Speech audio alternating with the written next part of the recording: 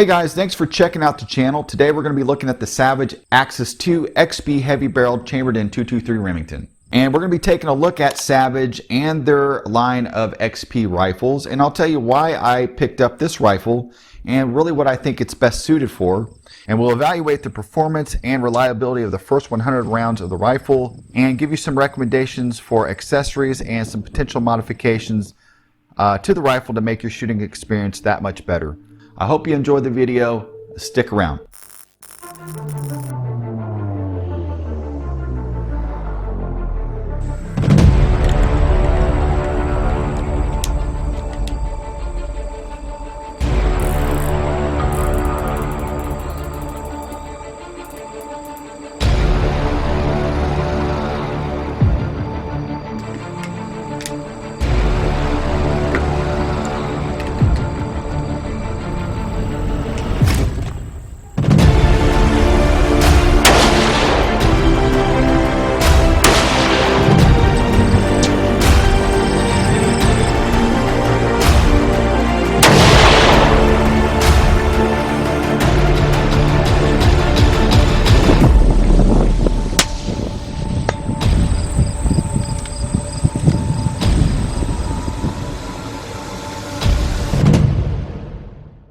Alright, the Savage Axis 2 is obviously a revitalized line of the original Savage Axis rifle that came out a few years ago and has been very successful. And one of the main reasons why the Savage Axis has been so successful, great value at a very good price. I was able to pick up this particular rifle for under $300. That does include the scope with the Bushnell banner 4 to 12 by 40 scope. And so that is an absolutely unbelievable value, and they're able to do that really because of how they manufacture the rifle and with their thread-in head spacing design. They can mass produce these rifles and deliver a very accurate and high value rifle and really transfer that value onto the user. Now, as this being an XP package, basically what the XP package rifles are going to get you is you're going to get a scoped rifle. So it's really kind of ideal for somebody that's not wanting to mess with having to mount a scope on your rifle. You just want to have it all there. That's kind of the idea of the XP line. And of course, this being a heavy barreled version is a little bit unique, and you may find it difficult to find information specific to the heavy barrel, which makes me wonder if it wasn't a specific design build for a few retailers. Now this one in particular features a 22-inch 1-in-9 twist heavy tapered barrel with a recessed target crown. It does include one 5-round steel boxed magazine. The stock is a polymer stock, and it has a mossy oak camouflage, which I really like. I do prefer that over, say, the black stocks. Is it free floated? We'll talk about that. It does have the Savage Accu trigger, and this is user adjustable down to 2.5 pounds. The bolt is a 2-lug bolt design, and it is topped off with the Bushnell banner 4 to 12 scope. Now, why did I get this rifle? Well, I've always wanted a Savage Axis, and actually I was looking for something in the budget line genre of rifles out there with a heavy barrel. Now what a heavy barrel is going to do for you is a couple things. One, it helps with recoil control, and although .223 Remington is not known for being a high recoiling round by any stretch, that heavy barrel is going to help when you're shooting in prone supported position, or you're in a bench rest position like I typically like to shoot. And that heavy barrel will help tame that recoil, and you'll be able to track your shot when you're looking out at distances of at least 300, 400, 500, 600 yards or further. Now you can find rifles like this, not only the Savage but other lines, the Mossberg Patriot and so on.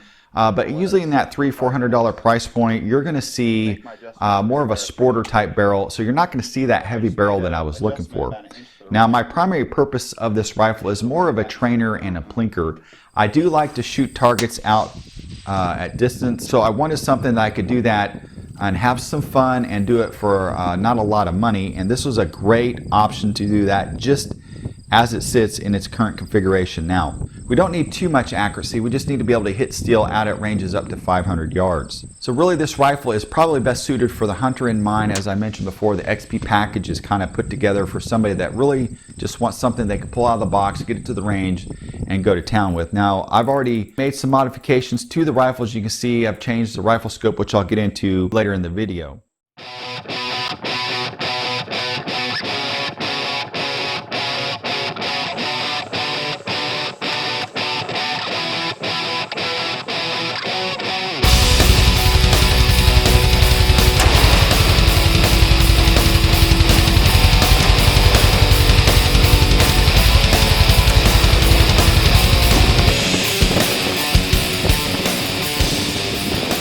The first 100 rounds had no issues, no misfires, double feed, no sticky bolt, hard extraction, no headspace separation, no issues whatsoever, 100% reliability, so that's good news. The magazine was a little bit difficult to load at first, but I was able to figure out how to load it, and it's not too bad. Actually, I do prefer this steel magazine over, say, some of the polymer options that are out there. The bolt lift is a bit heavy, and unlike say my 700 or the Mossberg Patriot, which have a very light bolt lift, this is a little stiff, and for somebody that may not be used to bolt gun, they might notice or may struggle with that, or you have to support the rifle a little bit to lift on that bolt. But the rest of the bolt manipulation is very smooth and easy to use.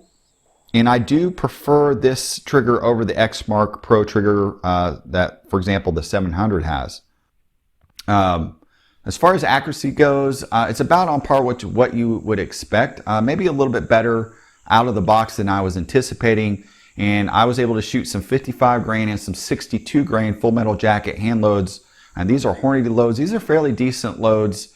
But I was able to get about an inch and a quarter on average with 3-shot groups out of the box.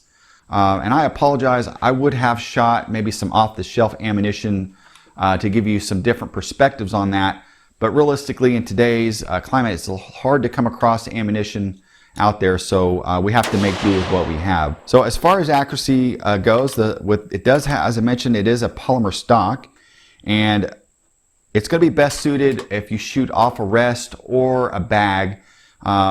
If you shoot off a bipod, that polymer stock may twist and bind and make contact with the barrel, and you could see some inconsistencies. You may chase some rounds because of that. So I would recommend shooting off a rest for best accuracy.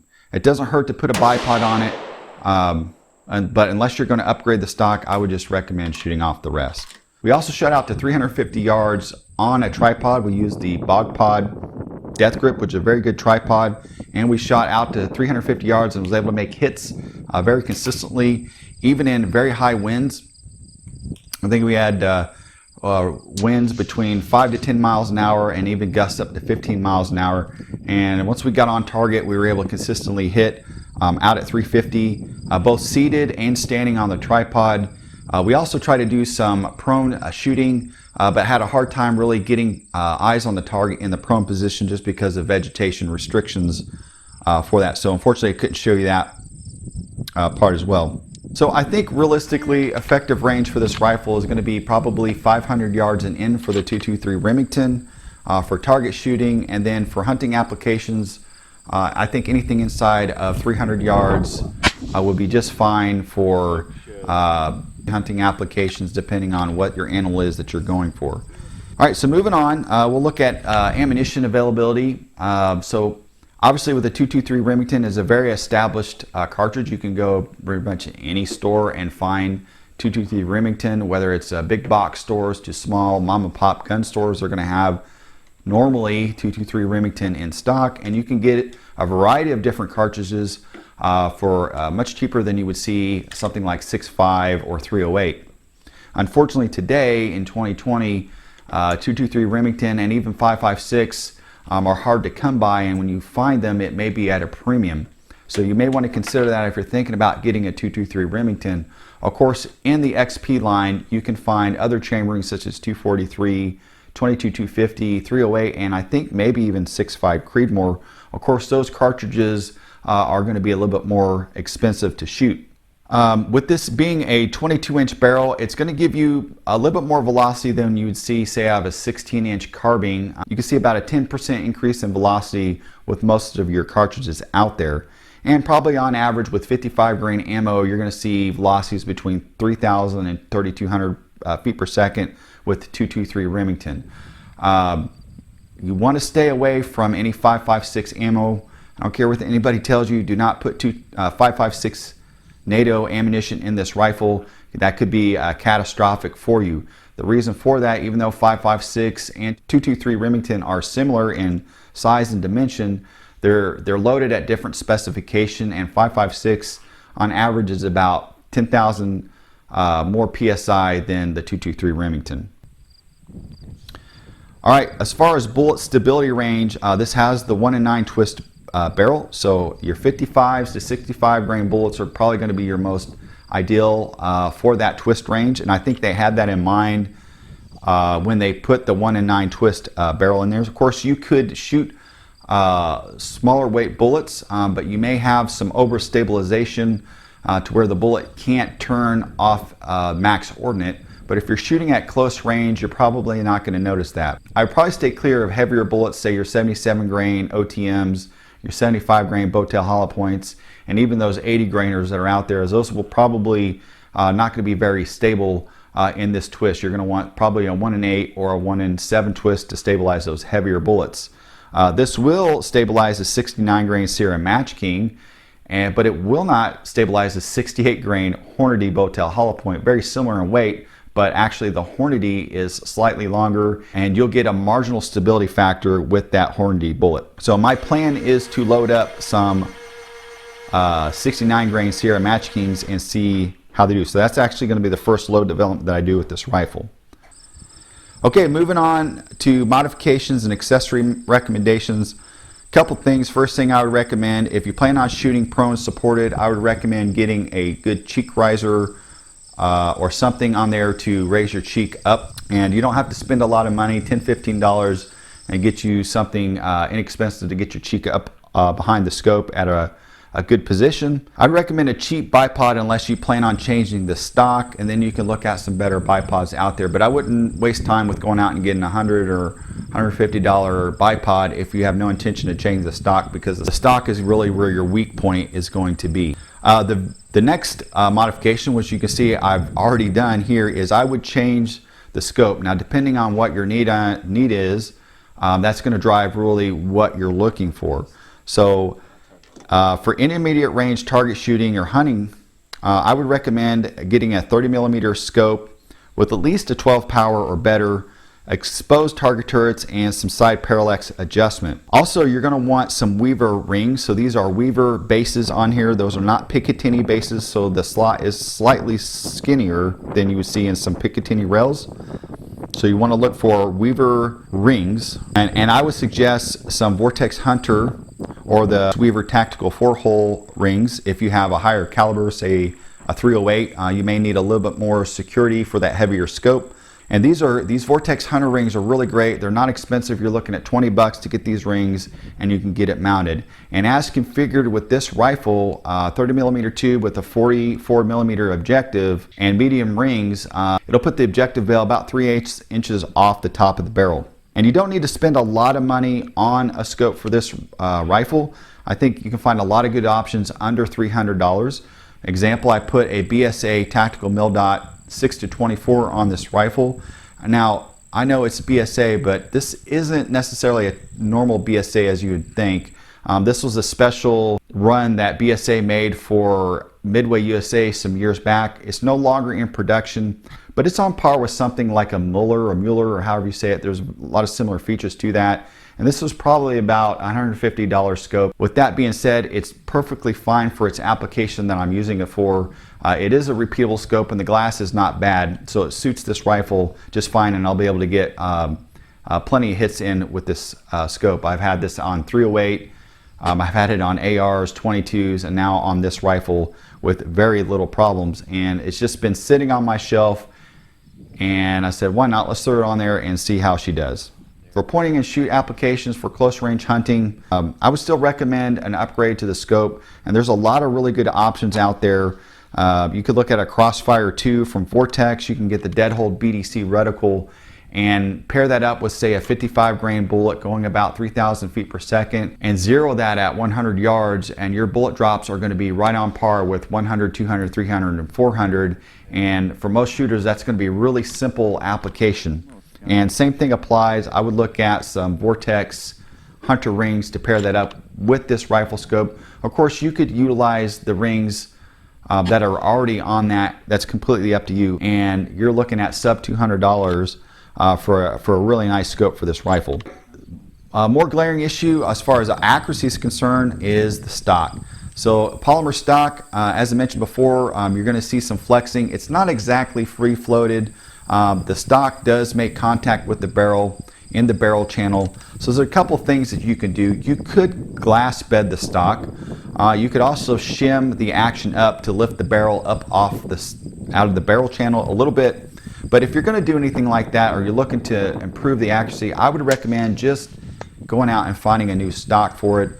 A good option you might do is look at Boyd's. Boyd's has some great options for the Savage Axis, and you can get a laminate stocks. Now, laminate stocks are going to be much more rigid than your polymer stocks, so you'll get definitely a more rigid performance out of the laminate stock, and shooting off a bipod, that experience is going to be much better than you would say with this polymer stock, and that's going to help quell in some of those errant flyers that you might see with this polymer stock. Now for me, I'm not too worried about those flyers because of the type of shooting that I'm really going to be doing and the ranges and the size of the targets that I'm shooting at. So as it stands right now, my intent is to just run the polymer stock. Okay, I think that's everything. All in all, I really think this is a great rifle. It's good for a beginner. It's good for somebody that just wants something put together, get out to the range, have some fun with it, have something ready to go, and they can go on a hunt with it, not spend a lot of money, or even somebody like myself that just wants something to play around with, and again, not spend a lot of money. So I hope you enjoyed the video. Make sure you like and subscribe, and any modifications or changes that I do or updates with the rifle, I will put it down in a series, and the link will be down below. Of course, you can find a lot of information about this rifle or any updates that you want down below. Appreciate you checking out the channel, and you guys have a wonderful day.